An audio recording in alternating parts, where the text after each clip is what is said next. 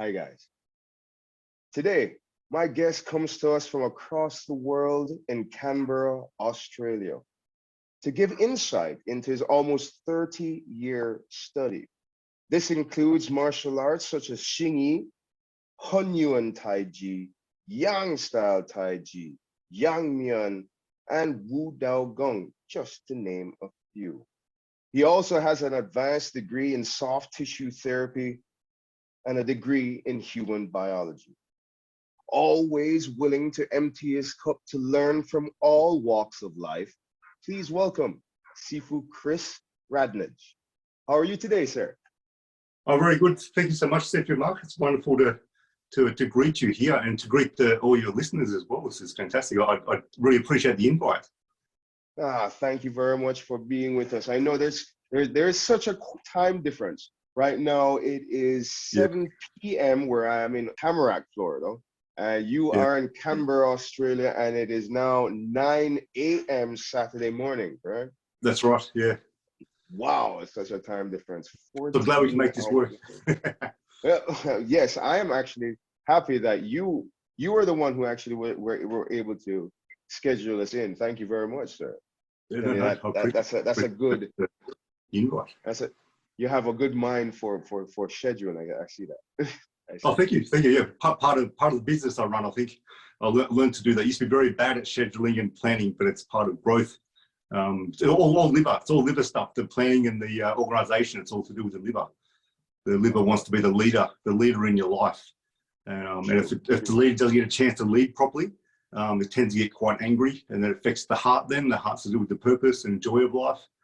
And so the liver can really dominate what happens in the heart. So it's important that the people with a lot of energy, especially martial arts people, they usually have a lot of anger. Usually, it's like a lot of drive, and it's a really good direction is to put into organisation, into planning, into some kind of purpose in your life, and plan it out really well, like granulate it well. So I've learned to do that because I used to be really bad at it. And I had a lot of energy that would unbalance me. Now I've got a direction for it to go, and it's working for me. That's awesome. That is awesome. You know, we're going to get into that. We're definitely going to. Yeah. I know. Let's go ahead. Let's go ahead. No problem. No problem at all, Sifu Chris. No problem at all. Let's go ahead and get started with the interview. Okay. Yeah. So let's go ahead and start at the beginning. Okay. How do you get started in the martial arts, sir? I started with I was 12 years old when I started, and that was with Southeast Australian Taekwondo, which was the only martial art available in the town that I grew up in, which was Cootamundra, which is about 2 hours from here, small little country town. I'm very lucky to have a very caring, it's a nurturing father-like figure for my teacher, Shane Wilson. Very lucky to have him. And that system, he focused on the foundation or the fundamentals. That was his strongest focus. Whereas other schools around the area, they focus more on sparring and things like that. So I was very happy that he did that foundation in the beginning, because that's been the whole foundation of my Kung Fu training. It is the foundation. And my teacher would always say, my Kung Fu teacher would say that the top of the basics and the basics of the top. So the way to get at top level in Kung Fu or any sort of skill really is you focus on the foundation, on the fundamentals, on the basics. And the basics doesn't really mean beginners either. It just means it's the foundation of the whole thing. So and then when you get to the top, how do you keep getting better? Well, you focus on the foundation. So the basics are the top. The top is the basics. So he focused on foundation from the start. But I got into it because my mum was always talking about the ninja show back in the 60s, black and white ninja show. And I was just fascinated by ninjas. Like I was like fascinated. This was the ninja boom back in the 80s. And I used to watch American Ninja so many times, Revenge of the Ninja, Enter the Ninja, all sorts of stuff. And I just loved, there was something about it I just loved. And I know part of it now, especially as a kid, it's to do with fantasy, that sort of thing. Like you get to have a mask and all these weapons and that sort of stuff. But I guess big parts of it is empowerment as well, that you can have a control over your destiny and control how things are going. And self-protection, that was a big one. So, you know, my upbringing was a bit scary. And so there's a part of me that wanted to always feel safe and be protected and then ultimately be able to protect my family as well. So there was always that in the back of my mind. So, so martial arts have been massive for not just feeling like I can stay safe and be confident in the world and present who I am. It's been a fantastic vehicle for that. But I've done a lot of psychotherapy, like my own stuff. That's a big part of how I work with clients, because when I'm touching bodies, I'm touching psychology. So, you know, someone's got a sore back. Sore backs are usually linked with feeling unsupported in life, especially very broken parts inside people, like broken parts inside their heart. Deep inner child stuff, is that part doesn't feel supported, so it can't even move forward in life. So then the back comes, and the back's asking, please support me, please look after me. So, so for me to do my own work on supporting myself and healing the disconnected parts and the parts I don't understand inside, like doing all that shadow work, the martial arts help me have the courage to be able to go into that stuff that a lot of people don't want to do. So that's I guess a huge part of, I think, why that was there in the beginning. Like the ninjas, there was that sense of courage and that sort of stuff. That was a big part, but it just led me down this track. And then after doing about 2-3 years of the taekwondo, I had a guy come through the school, very unusual guy. He would travel about 2 hours to come train with my teacher. And because otherwise my teacher was just teaching, you know, young kids in the area. Like there's a big role model for Kundalini, you know, kids growing up, and will keep a lot of people out of trouble and all sorts of stuff. And he come and he had 8 years training in kung fu. Like he had a really high level teacher. He would talk about him, and he had, you know, had qigong mastery. This guy had mastered the death touch, all sorts of stuff. As soon as I hear death touch, I hear telepathy. I hear this guy's clairvoyance, all sort of stuff. My spidey sense is picking up. It's like, oh, this is interesting. So he started teaching me some kung fu, and eventually led me down towards meeting his teacher. And what I found with the taekwondo training, like I really love taekwondo. It's so simple in terms of its approach. It's like we do this. You get good power. Depends on what system you train with. You know, they train with the sine wave that's in the ITF Federation. They use a sine wave. The sine wave is just the basic physics principle of dropping weight and producing power into a whole body power into a single point. So they're very good at explaining that. And you know, they're very good at reproducing, especially good kickers. They've got all the training to open up legs and hips and that sort of stuff. But what I found was within the system I was doing, you got to maybe 5 to 7 years into the system, and you kind of weren't being presented with much more. It was just like another pattern or form that was just more individual movements connected together. There was some you know, differences in tempo and timing and things, and the forms. There's a very big link with Shotokan karate and also with taekwondo. So you know, a lot of the forms that really just look like they're Shotokan, and I hope if I've got that wrong, I don't think I have, but if I have, I hope I haven't offended anyone by saying that. So that there was like, and then I started hearing about these Tai Chi masters and hearing through my friend who studied Kung Fu, who was doing the Taekwondo training. So he wanted to become a black belt. He'd already trained about 27 different martial arts. And one of them was Jeet Kune Do. I was amazed by that. And that guy was a walking encyclopedia. He was something else.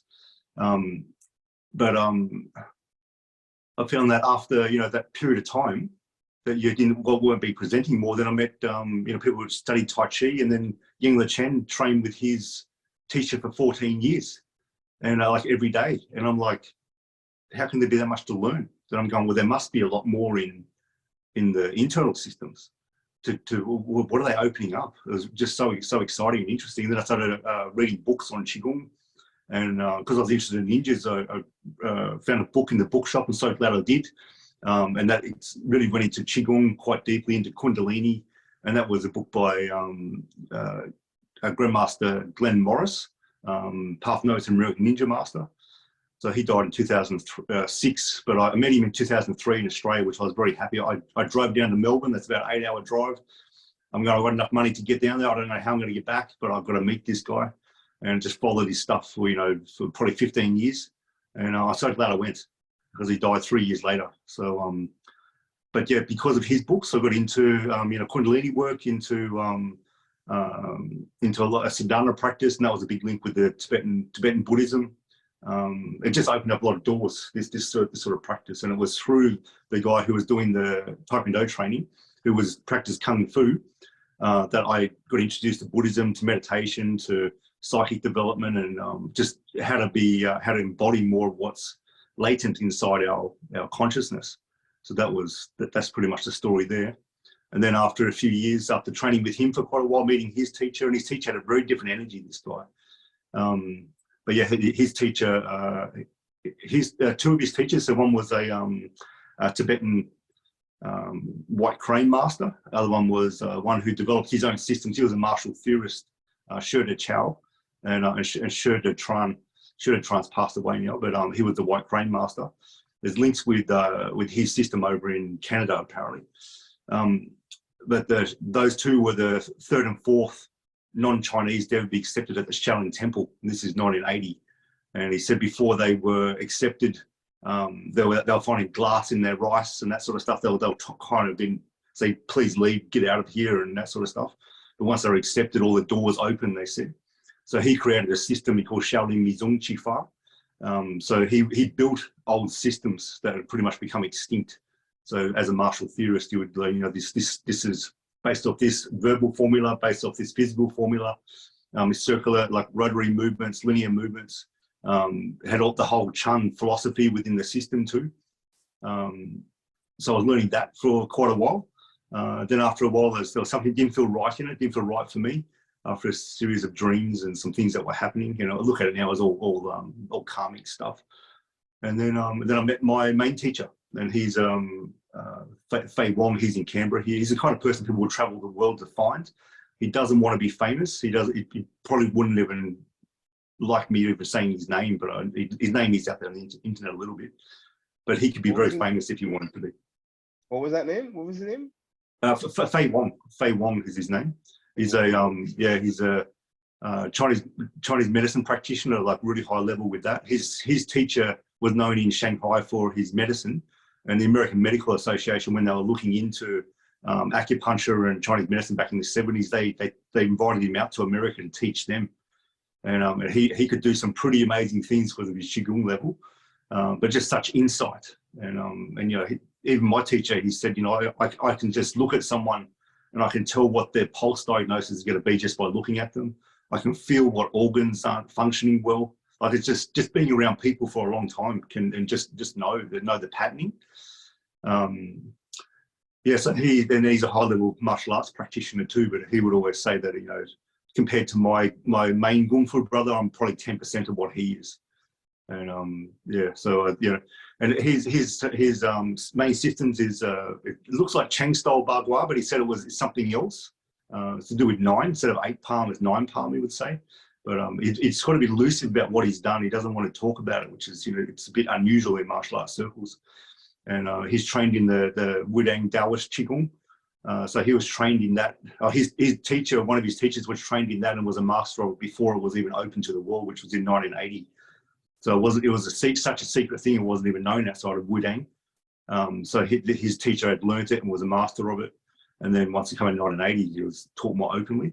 So my teacher practices about 3 hours a day, and an hour of that is the Taoist Qigong, which he would say to me when the Taoist Qigong is designed for, you can already bring energy strongly to the top of the head. So there's a big awakening already dawned. It's like, hey, the energy is to the top of the head. What do you do now? And that's what this form of Qigong's for. So that, and he's some Tong Bei Tran. He's done a lot of practice with Tong Bei. He said the guys he trained with and learnt from them, he said that they said real muscular guys, they could almost dislocate their shoulder, like he could make the arm increase its length by about that far just by doing this kind of motion. And he said they're really connected through the back. And he said they would eat so much food, they look kind of like bodybuilders almost. And they just trained the Tong Bei all the time. They probably use some external methods too.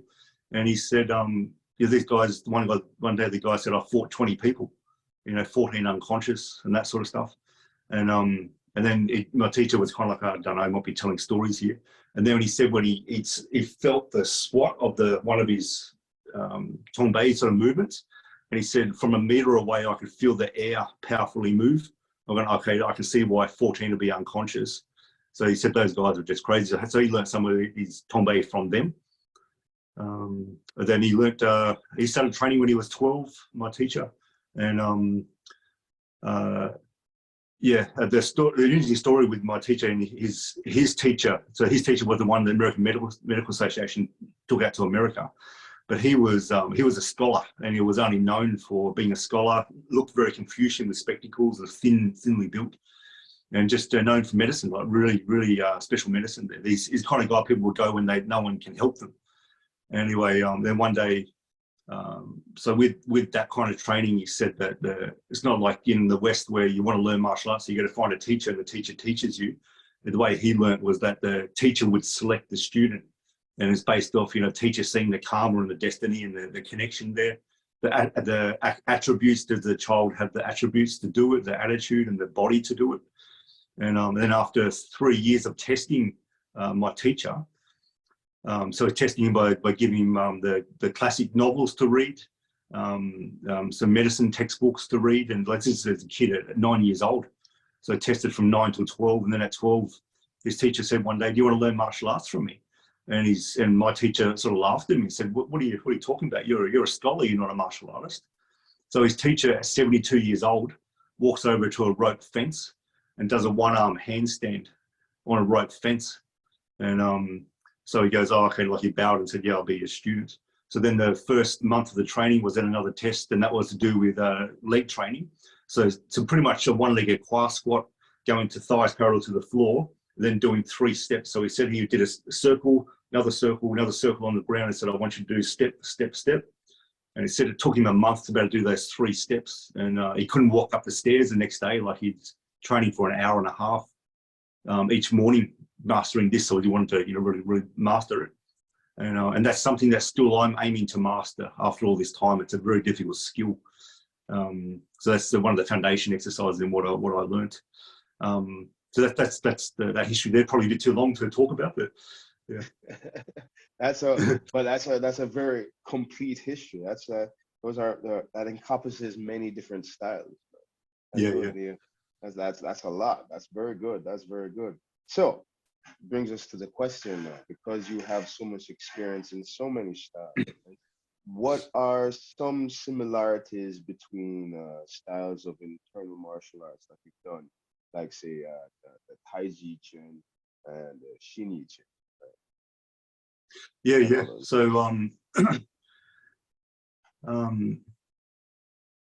because I trained multiple systems at once. And I did that for a long time. So, I was teaching a few different systems. I was teaching 3 or 4 systems at once. And I was like, how do I marry these? And part of it is because the Wu Dao Gong is a hybrid system in itself. So Wu Dao Gong's, the best way to explain Wu Dao Gong is that it's a form of foundation training. So its main aim is to develop the dragon body. So to bring the bare shoulders online, the eagle claw in the hands, the tiger voice, the snake waist, the chicken legs.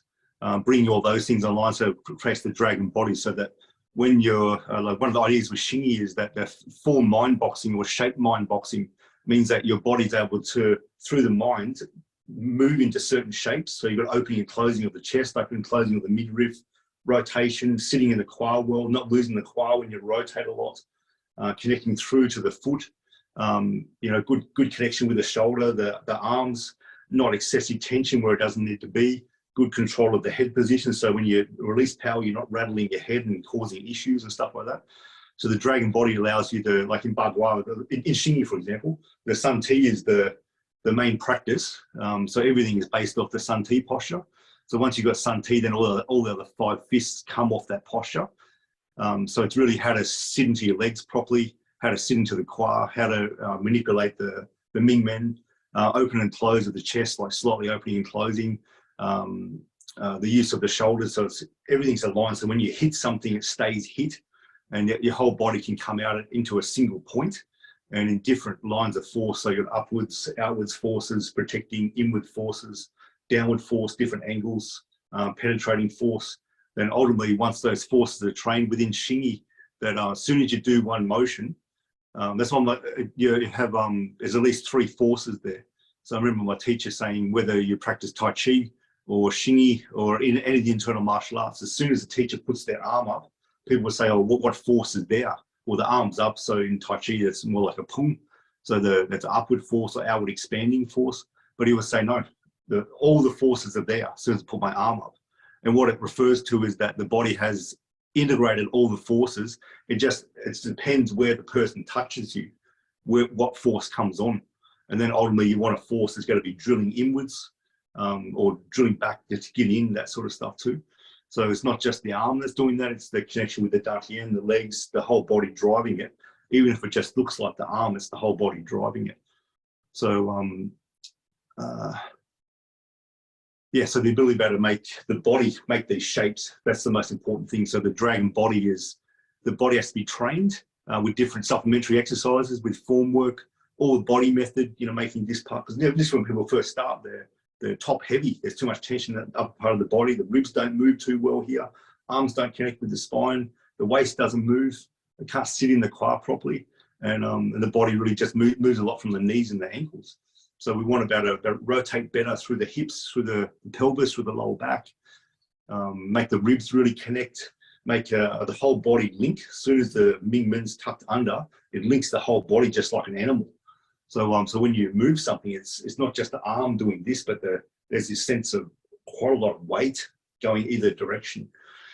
So so all the internal practices, whether from what I've studied, so with the Chen Tai Chi, the Hunyuan Tai Chi, a little bit of Bagua, the internal Shaolin, and the Xing Yi. Xing Yi being my main base, and the Yang Mian being my main base, and the Hunyuan Tai Chi, my main bases. All of them have a basic root, a same root. So I could train multiple systems because I knew what the roots were.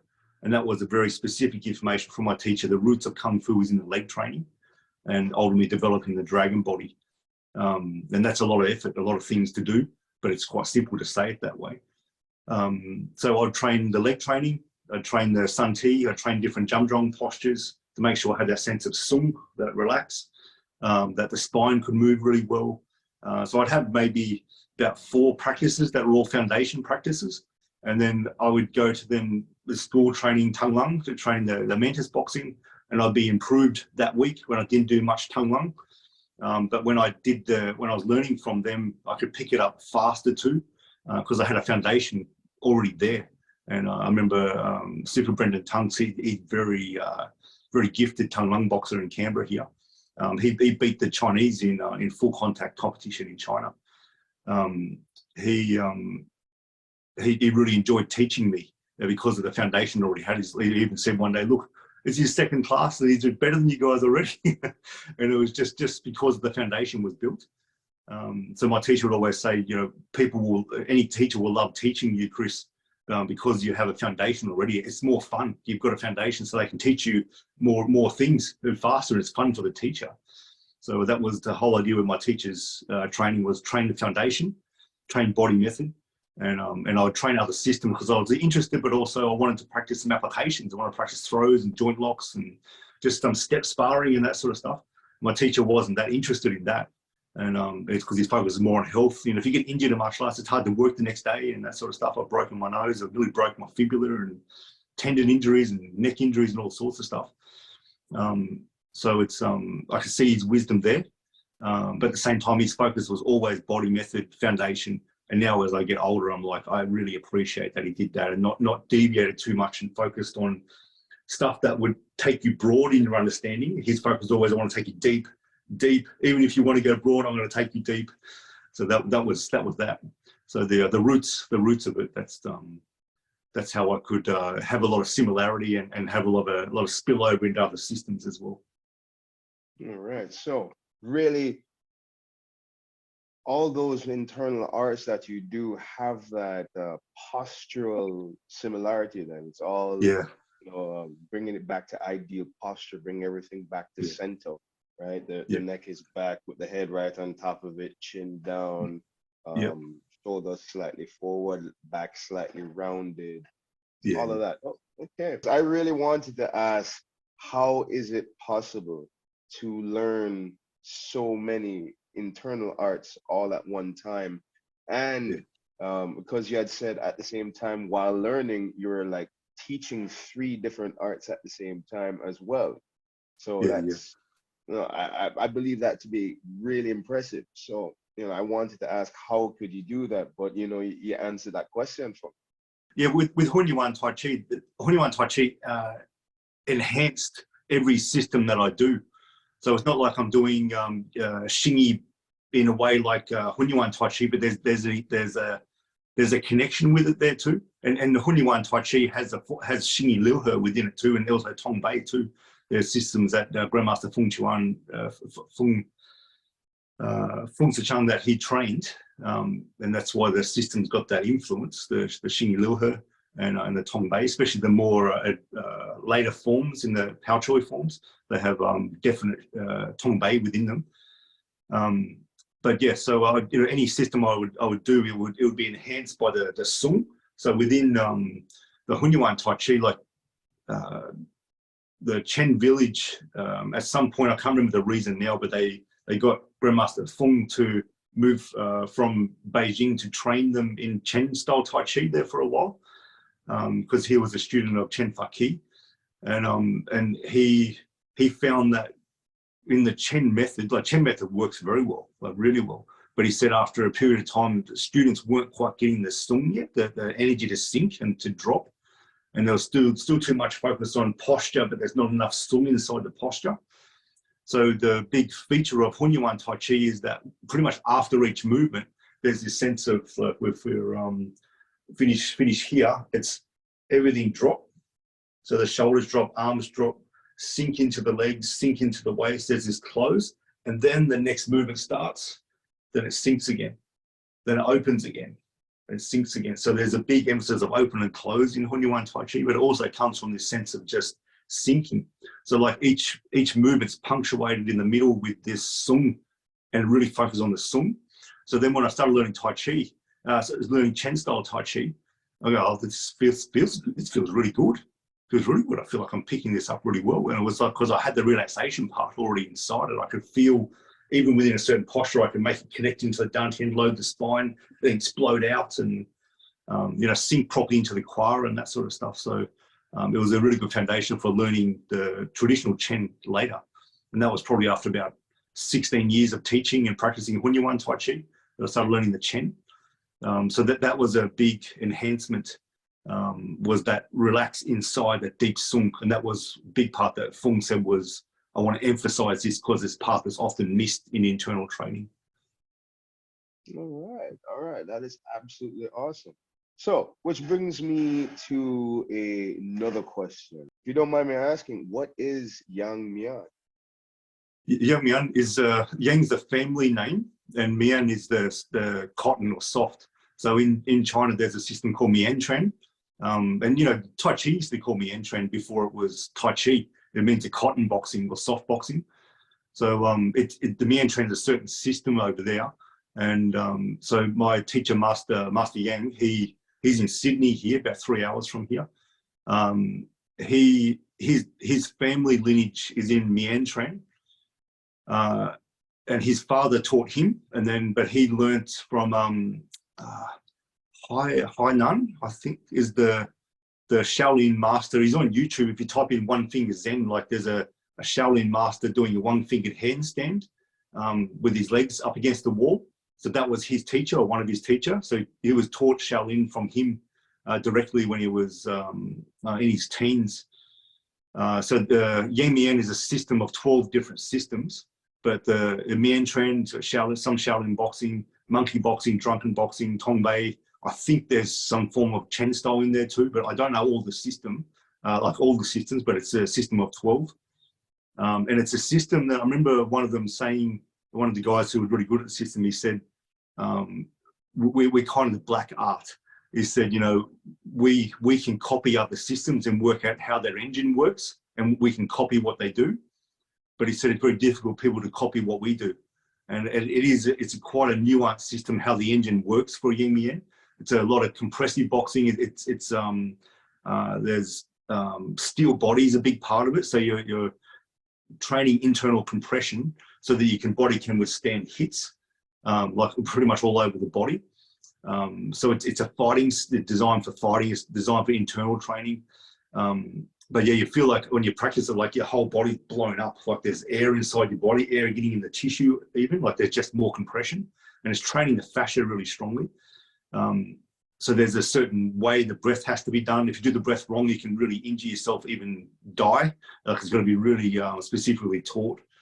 But yeah, the Yin Mian, so it's why it's Yang is because his family system trained in Yin Mian, then he learned of his father, then he had a series of enlightenment experiences, so about 3 of them.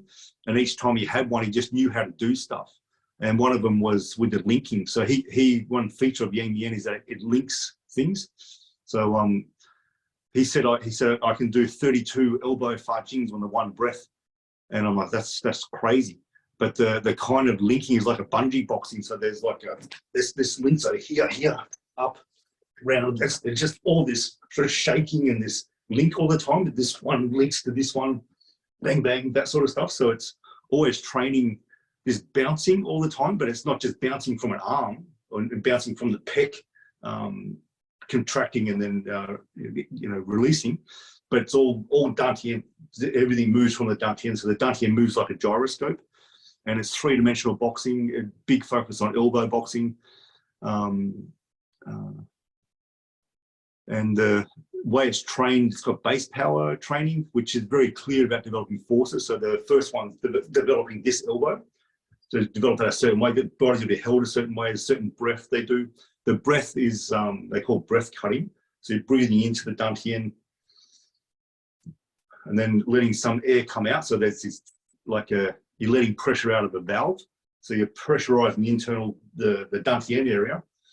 And then when you do the breath, you're letting it all and holding the body so the fascia can be trained to hold this compression. But if you don't let the breath out, it can cause big problems in the head. Just the same as weightlifters when they do the Valsalva maneuver. When they're at the bottom of the lift, they shut the breath off, so it increases pressure inside the abdomen. But it increases intracranial pressure. It can be very bad, and like blood pressure can go up to 200. But it's just that momentary one. But if you're doing, thousands of these with that breath cutting and not letting the breath out, that's what can give people strokes and aneurysms and all sorts of stuff. So there's a certain way the breath has to be released. When they do 6 different things. So this Guibei has developed the turtle shell of the back. So you withstand hits from the back. Then a lot of the Paidar is used from that too. So they do all Paidar for toughening the body, running into each other with shoulders, and people running from one side of the room to the other and beating shoulders, beating back, beating ribs. So that's a big part of the training. So the elbows, the Paidar, that way they're called still body, and the calligraphy elbow. And calligraphy elbow is to do with, it looks like, because it's all big 3-dimensional motions that can be small or really big, and it's designed to cover the entire body so you have power in every direction, all based from the dantian power. The calligraphy is like you're drawing on a big invisible calligraphy board with a brush. You're just drawing all this stuff, then there's moves that come out, but what you're doing, you're hooking onto someone's arm and then drilling in and whatever. So that's why he called it calligraphy elbow. And now he's got calligraphy yoga as well. So he's he combined his ideas into internal training with a high-level yoga teacher in Sydney, and they developed this system of yoga that he said, within a month, people you can draw on someone about 1 meter away and they'll feel the energy moving. And he said it's a qigong form of yoga. It's designed to develop the energy. So he's focusing on that at the moment. But when I first met him, he goes, because he's on YouTube with all his stuff, but he's 2-finger river rock. He uses river rocks because they're all different densities. You can't just tell they're going to be the same density. And he's doing this swirling here. Then he just bang in the river rock that's probably about that thick, and the thing busts in half. And smashing rocks with this part of his arm, and wrapped iron wire around the waist, do the Guibei and the wire tears. So they're all demonstrations of just the power. That's all. But when I first met him, he's like, yes, he doesn't speak English that well, and he's like, it's like a sword, and I can feel the energy just coming out from here. So what the hell is that? And then so we trained with him for about 3 hours that day. And when I got home, I didn't sleep all that night. I had more energy I've ever had in my life. So he's got the qigong stuff happening. So that's the Yin Mian. but they're very clear about 6 different base power exercises, get all the forces going, then you combine them all through the calligraphy work. And the Wu Dao Gong then is a hybrid system that my teacher developed. And it didn't want to develop a system in terms of just for the sake of developing a system. It was a system of teaching foundation training. And that's, so the base of it is the Xing Yi Liu He, Wuxing Xing Yi, so the 5 element Xing Yi, internal Shaolin.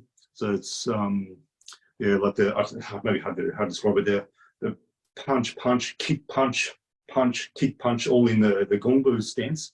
So it's based off all the fire punching series that they do in Shaolin. So they do, there's a few different types of fire punching routines they do at Shaolin.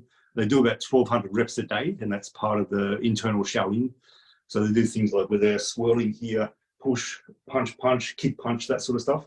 And that's where in the Shaolin temple, in the main training hall, that's where the divots are in the flagstones. It's all from doing the fire punching stuff. So, so the internal Shaolins are based off that sort of stuff. There's some Tong Bei within that system, the Wu Dao Gong system. Yeah, that's the main things within Wu Dao Gong. Yeah. Okay. All right. Very good. Very good. Very good. So now we've covered our bases with Yang Mian and Wu Dao Gong as well. Now I have to jump into a different category right now, right? And yeah, it has to do with your formal education, right? Yep. Seeing as how you do have degrees in soft tissue therapy and human biology. Now, my question, knowing this, is how does your formal education help you in your career path? Because I know you do massage therapy, soft tissue therapy, as Yep. well. You're a martial arts instructor. So how does your university degrees, how do they help you with your? Yeah, it helps me in every single way. So the martial arts training helps me immensely. So therapists, when they're treating for a long time, start to develop a somatic kind of feeling. So it doesn't happen that much these days because I don't seem to need it there. But for a while there, I was treating someone and I go, can you feel this in your body right now? They're like, yeah, I can feel that. How do you know? And what it's called is called mirrored neurology. That's there's a neurological thing going on. But being so in touch with the body through the training, like your body becomes more sensitive. The more you train, the more you open it, the more you develop more energy. More you do foundation training, the body becomes more sensitive. You become more aware, and because you become more aware, you can. And I've got a natural ability of empathy. So it's like one of my gifts as a healer. So I can feel into the inner world of people. So it's huge for the psychological part. So I can hear what the body's saying. And so I just honor, I go to and I honor what the body's saying. And it's usually the person doesn't even know that's consciously there. Then if I mention I'm sensing your body is saying this in this pain area, it's reaching out for this kind of help. They'll either break into tears because it just hits so true, or they're like, how the hell do you know that? And so that's part of it's come from the martial arts training. Part's just an innate gift in me. But that gift helps the martial arts training. The martial arts training helps the healing work. But so there's that a feeling. There's an intuition. It really helps with the intuition. Just knowing, I shouldn't treat this shoulder condition like this today, and knowing that if I do, the person will react against it. Their body just won't like it, and no matter what I do, then the body's going, nuts, stuff you can't get in today. So I can usually put my hands onto, and often quite a bit of pressure into an injury that other people probably can't touch. And it's because of how I approach energetically and with my voice and that sort of stuff. So I produce a lot of safety inside people. So I treat a lot of people who have been sexually abused, and especially with women, and being treated in a room with a man, and there's no, there's her and me. The woman goes, I never feel safe with men, but I feel safe with you. And a big part of that is doing my own inner work, doing the martial arts training, and just feeling safe inside myself with my own psychology. And then, and feeling, what does she need, or what does he need too? I treat a lot of men who have been sexually abused too. And so it's a different set of things. So the alarm system can go off differently in the body.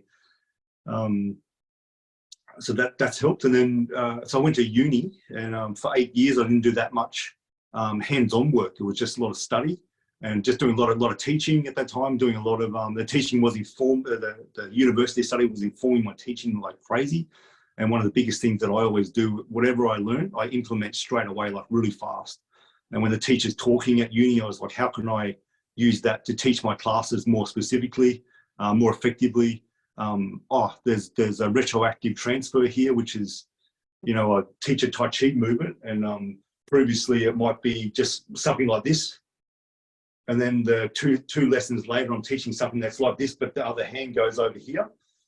And then I'm noticing that, about 4 of the students, I'm doing the move, but they finish like this.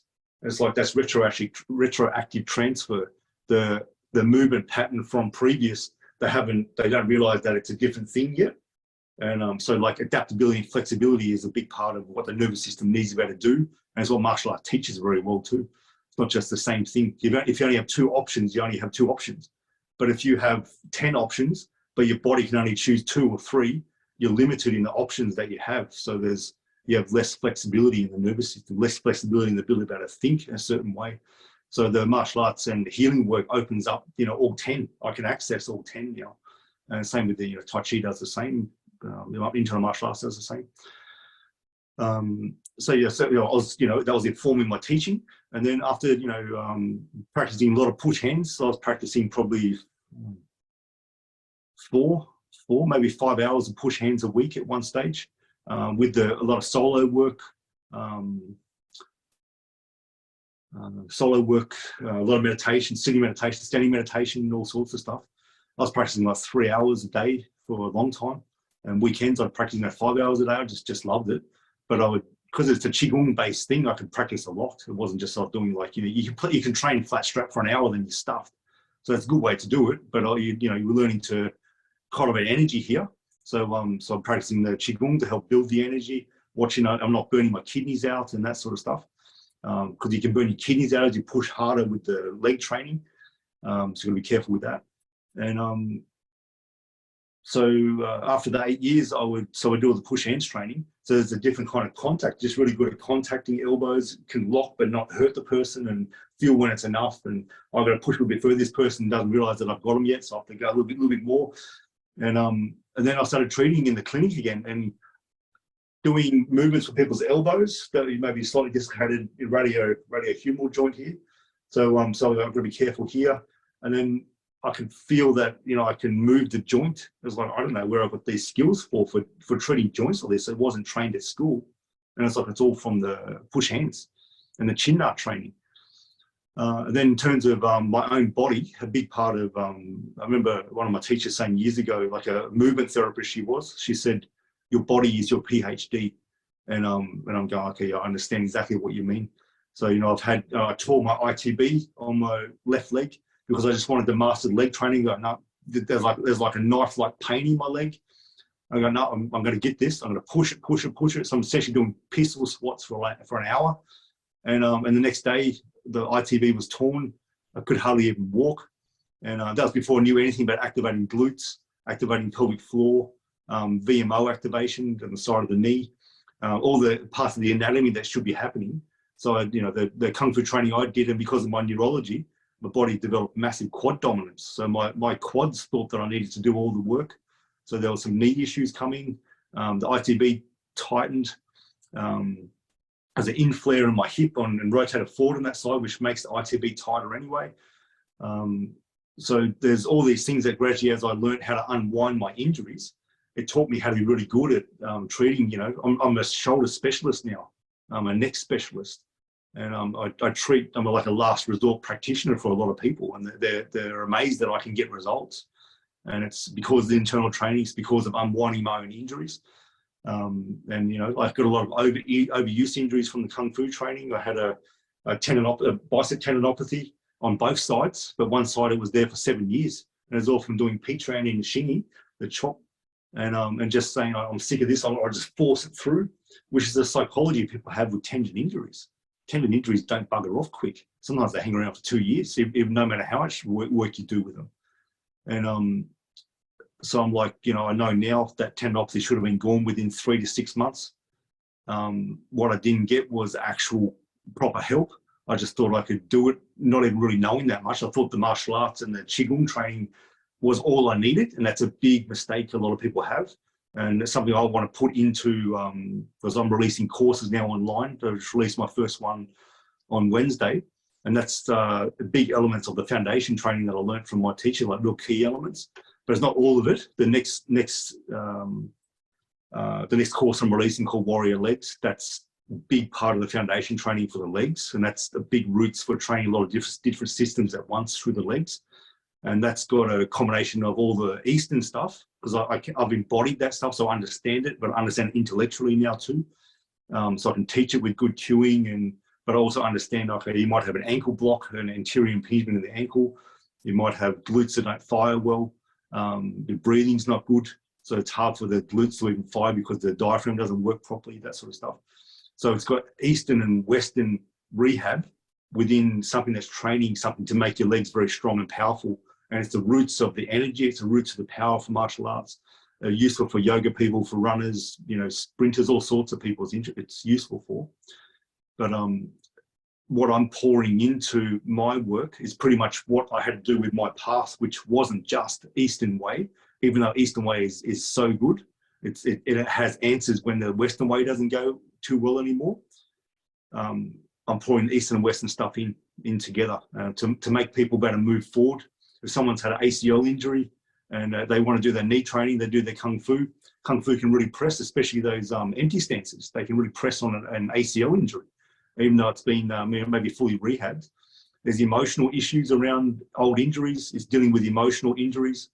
The emotion, how to use the emotion. Maybe it's resentment or disappointment. I couldn't do what I want to do in my life. You know, for men too. I don't feel powerful in my life anymore, so I don't feel like I'm a good provider because of a knee injury. How to work with that energy and actually use it to project you into where you want to go. So that's a big part of the Warrior Legs one that I'm doing, and I do that every day with people here anyway, transforming emotional energy, because it's all energy in the end, no matter what it is. And if it's a lot of rage there or disappointment or depression or whatever, it's just energy. We just transform it into the sea of energy, the sea of emotion, and it becomes whatever it needs to. And usually it transforms from one polarity into another. So, you know, grief turns into massive joy, absolute hopelessness or despair transforms into hope. And it just needs that little bit of guidance and meeting that emotion. All of a sudden I don't have to find the energy's here. Then you go, I need to just direct it over here now. And people are all of a sudden on their path again. So that's what I'm developing there. It's funny how people don't really understand how much emotion is connected to, you know, is connected to your body. Emotions are physically connected to you, right? The mental link between the mind and the body. Huge. Emotions huge. are right there, are a huge part of it. And people don't understand that. That's awesome. That's awesome. All of this stems from the marrying of your knowledge of it coming from martial arts as well as your formal education in university. That's great. Yeah. That's awesome. That's absolutely awesome. So let's go ahead and move on, Sifu Chris. All right. Sure. Thank you, Sifu Mark. Taking it into what Kung Fu really means, right? Kung Fu, that term that means a skill acquired over time, right? What do you, with your vast experience, what do you believe is the hardest part of one developing their Kung Fu? Yeah, the hardest part is emotion. That's the biggest one. And the word I want to say first is consistency. Consistency, endurance, just keep going back to it. Be clever about how you're going back to it. Seek good teachers. But in the end, when you seek a good teacher, you need to be consistent with your practice. And what tends to stop people with their consistency is the emotions. So like, I don't do this anymore, I'm bored. I don't understand this. There's maybe immaturity there. They don't see the relevance of certain things. Maybe the teacher's not explaining, maybe the teacher's making, you know, there's a big thing in martial arts training, especially in the Mizung that I learned. It was like the teacher said, I'm not going to spoon feed you stuff here. I'll give you 25% of the information, you work out the other 75. Otherwise, I'm making you a dumb practitioner. And it's frustrating in the beginning because he would talk in parables and riddles, and that's a Zen thing. And he said, you know, there's a saying that, you know, the teacher will give you one corner of the room, and you have to work out the other corners of the room, work out you're actually in a cube. You know, if the teacher gives you 3 lines, oh, that's, if I direct them all, it can't go forever, so it has to bend somewhere. Oh, I'm inside a cube here. Yeah, so be able to think, but the consistency, that's the main thing, and it's the emotion that will stop you. And so you just keep going at it. If you're someone, you know, a lot of people use martial arts. I remember someone saying that, I don't mean this in a derogatory way at all, but I do see this myself, and I'm one of those people that for martial arts is psychotherapy for men. And you know, especially internal martial arts, helping men to calm down, understand, regulate their emotions more. There's a big regulation happening. Wanting to a part that feels like it can really tear someone, you know, tear someone's head off. I don't want to be like that. I want this calmness, like I see in the, you know, like a monk or a priest. I want that sort of calmness. I want more connection. I want enlightenment experience. So why do you want enlightenment? Is it because you're trying to escape your emotions? Are you trying to bypass stuff you don't know how to deal with? And the idea of all that struggle inside of you is actually there as the thing that will create the wisdom that you're looking for. So one of my main teachers at the moment, he said that the mountain, like the mountain's always used as a metaphor in martial arts training too. Like you can go around the mountain this way. This is the easier way, and you can get to the top, and there's a certain understanding. And it's not about just getting to the top, it's about who you become on the journey. You need to get to the top, you need to become a certain person who can reach the top there and have that, hold that perspective. Or you can go, and this is what Wu Dao Gong is, what Xing Yi is. It goes, okay, we're not going to go around the mountain, we're going to go straight up. So every step you do is bloody hard, but every step you're actually elevating. So it looks like you can feel like this is just a struggle all the time. Like Sun T is a struggle every bloody time. But after, you know, you practice that for a year and you go, wow, I've deepened my level. There are other people maybe practice different methods. I've got a deeper level of kung fu than them, because the focus was on the energy, it was focused on the dragon body, was focused on the legs.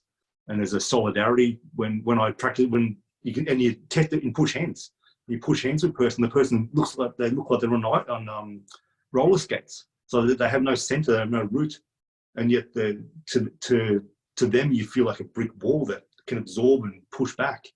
So that's a big part of the internal training, is the pressure testing, whether it's with wrestling or with push hands. Then, you know, or filming yourself and seeing there's more power coming out, there's less power stuck in my body, it's actually coming out. You know, both arms being used, there's power coming through the neck too, like seeing the whole body get online.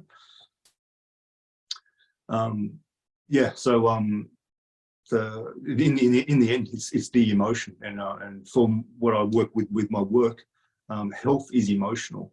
That's when my teacher said that, I'm like, oh, that makes sense. Health is emotional. So coming back to the mountain, you can go straight up the mountain. It's the harder track, but it's like going deep every single step. Or you can go around it too. Or you can go up, then go around it a little bit, go up again, go around it. That's probably a more balanced path. Then it's for different psychologies. We'll choose different things that have more propensity of different psychologies to do different ways, and different, depends who your teacher is and stuff.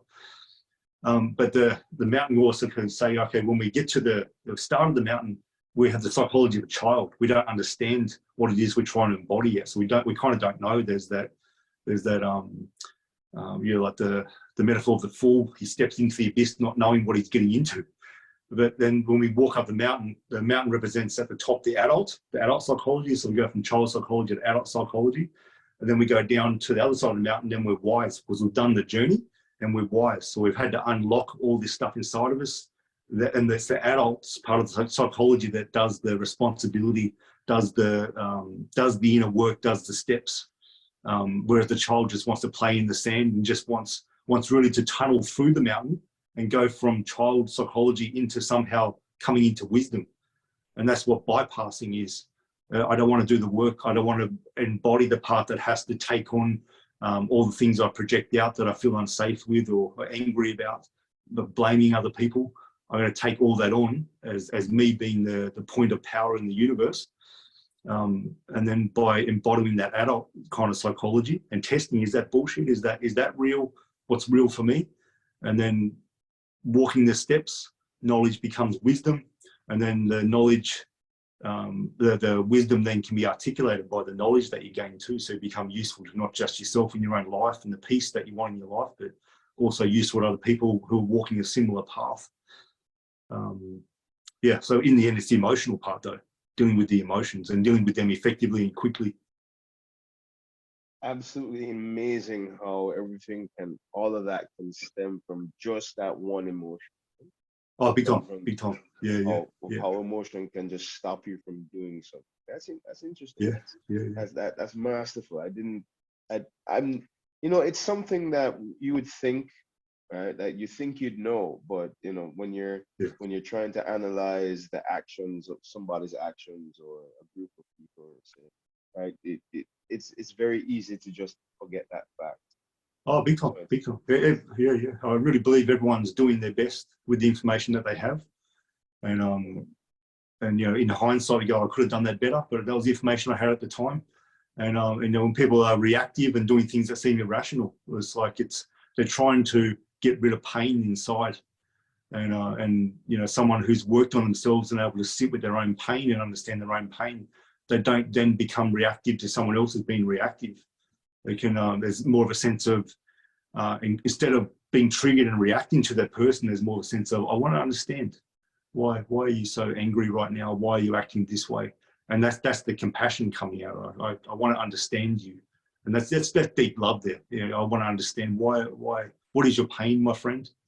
How can I help soothe your pain?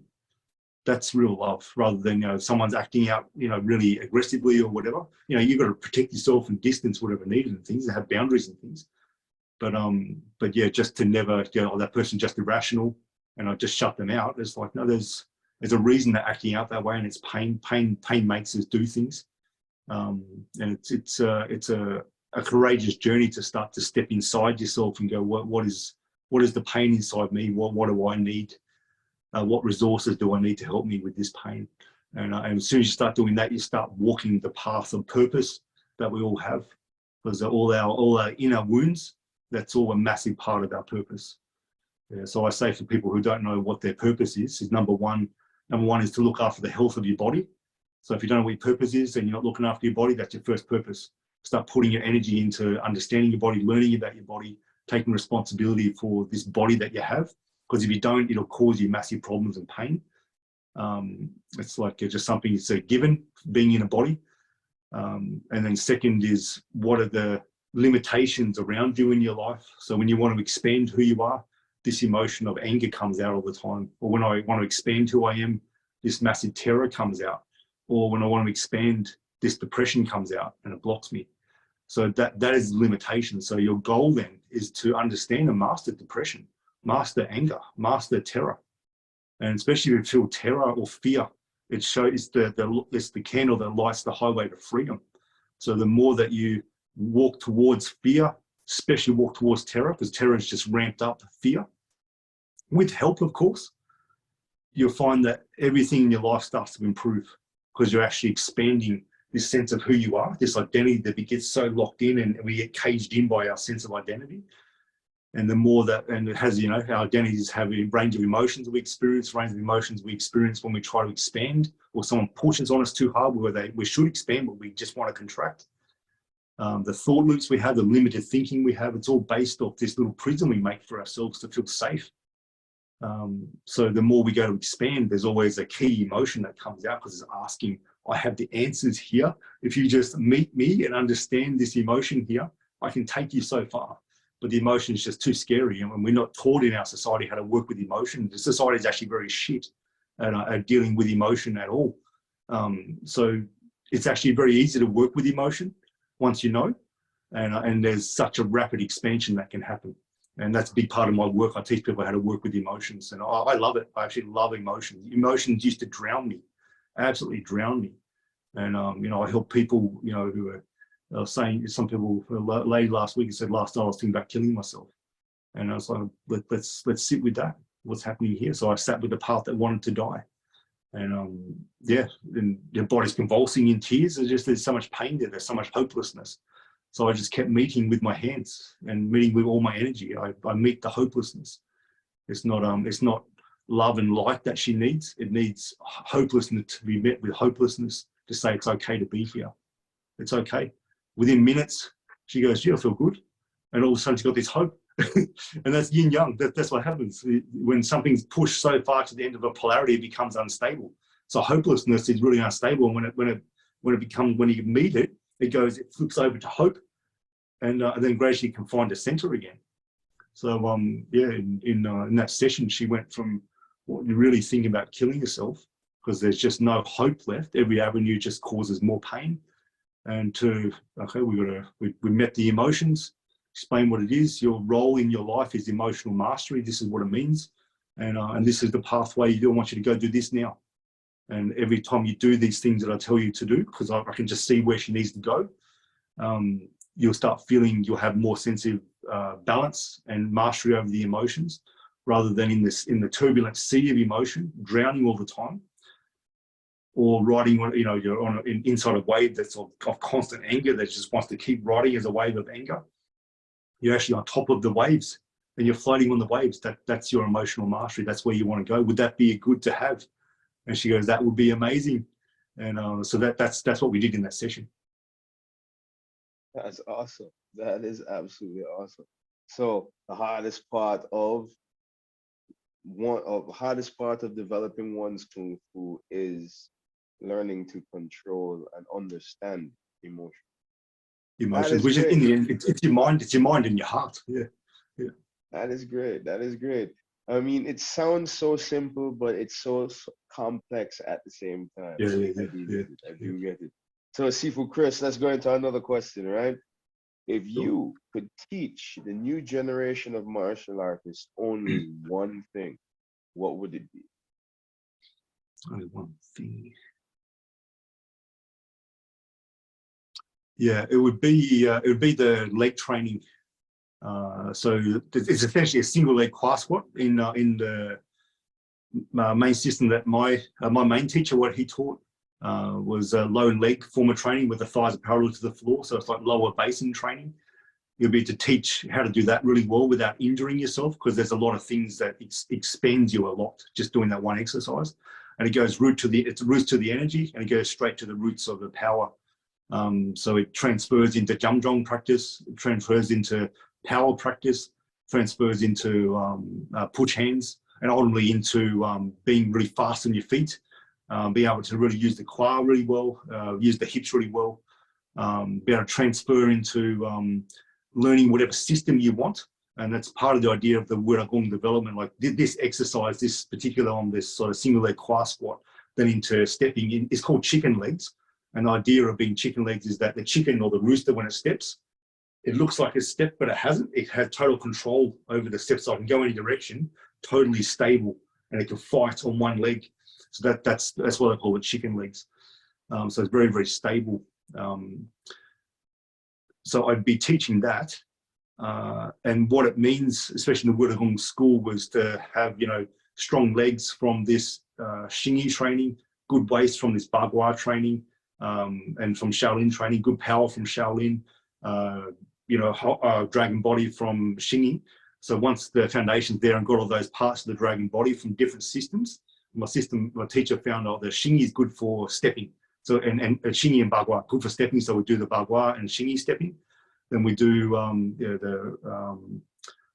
for getting power out. Xing Yi is good for the tiger push, getting the spinal line. Xing Yi is good for the chop. Xing Yi Liu He is good for Xing Yi chop, shrinking, expanding. Some Tai Chi is good for opening and close, that sort of stuff. So once the body understands these things from different systems, then after about 3 to 5 years of that training, then the body, you can go, like, what do you want to specialize in? Do you want to specialize in Xing Yi Liu He, Bagua, internal Shaolin, Hunyuan Tai Chi, Yang style Tai Chi? Do you want to specialize here? So then a foundation set, then you can actually pick it up quite well and sort of specialize more in the engine and the actual more subtleties of the movement within those systems. So this exercise of the single leg quad squat into chicken legs enables you, whatever point you want to start to specialize in anything, whether it's Salat or you know, Japanese martial arts, you'll have such a good foundation for it, and way less chance of injuring yourself, especially knees and hips and ankles and feet. Way less chance. You're just sort of bulletproofing those joints. All right, all right. So I'm getting this straight. It would be those leg exercises. It would be you'd stress the importance of leg exercises in new martial arts. Yeah, big time. And yeah. And you know what? That mirrors traditional martial arts training, because I know when I started Kung Fu, the first thing you do is learn horse stance. Horse stance and do horse stance for a good half an hour to 45 minutes out of your hour-long class. So I understand. That's so old school, right? And I can understand it. I understand it fully with the way how you explain it, to the way how with the, you know, the foundational leg exercise training, how that can, you know, flourish to everything else that comes up. That's great. That is absolutely great. Sifu Chris, I got one more question for you. Okay. Sure. How can you be contacted? I don't know what's wrong with you. How can you be contacted? There you go. Yeah. So the easiest way is through my Instagram account, which is Chris Radnedge. So it's Chris _ not the hyphen, but the _ Radnedge, and last name, spell my last name, Radnedge. Look me up there. I'm holding my Kwando in the picture, if that helps you find me. And there's a link to my new program too, if anyone's interested in my new program, or the programs that'll come. And that last part I just talked about with the leg training, that pretty much my second program is on exactly how to do that, overcome injuries, the emotional stuff, and how to do that in really smartly. And that's a big part of what I want to do, like combining the academic study with the traditional Kung Fu. Is like, do it smartly, because the way I learned initially was just do it. And it wasn't maybe the smartest approach for me, because I did some injuries and stuff. So I wanted people to develop their Kung Fu really well, but not injure themselves. That's really important, because my focus is health. So they can go to me there. Chris Radnedge on YouTube. I have 5 different YouTube channels, but the Chris Radnedge channel is good, or Feel, Move, Heal on YouTube. Has got my main channel with a lot of tutorials, and that's linked to my programs. Facebook, Chris Radnedge, you can meet me there. But the main one's Instagram, or you can contact me through my email too, which is kungfu.mastery@gmail.com.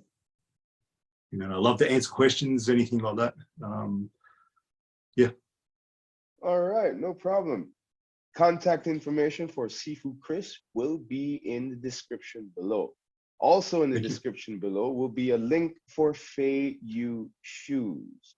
Go ahead and click the link if a couple of pairs of Faye Yu shoes is what you need. Get the best styles, the best prices, all at Faye Yu shoes. Sifu Chris, I want to thank you very much for the time that you will have taken to drop all of this knowledge on me. Thank you very much, sir. My absolute pleasure, and I just love your humility. I love it, and just you're such a good listener and a really good interviewer. You asked really good questions and very clear about what you you know, what you want to get out of the person you're interviewing. You're very good at connecting into that, and thank you for letting me talk as well, and not interrupting me and that sort of stuff, because I do lose trains of thought. So I really appreciate that. But yes, thank you. I'm really honoured for this opportunity, and I hope it's useful to your listeners. That's probably the biggest thing, and useful to you too. Yeah, it's really a pleasure and honour to connect with you. Well, believe me, I have learned a whole lot in this interview, sir. And trust me, it has been absolutely interesting. I've been hanging on every single word since we started the interview. Thank you very much, Sifu Chris. It's all about hearing about experiences that I don't have. You know, I've never experienced Xing Yi. I mean, I've seen it. I've been amazed by some forms, but you know, I've never personally done it. Yeah, sure. So hearing your experiences, this is exactly what I want. This is exactly what we need. So I do have to thank you once again for your time. My absolute pleasure. Yeah. All right. Thank you very much, sir. You have a lovely evening.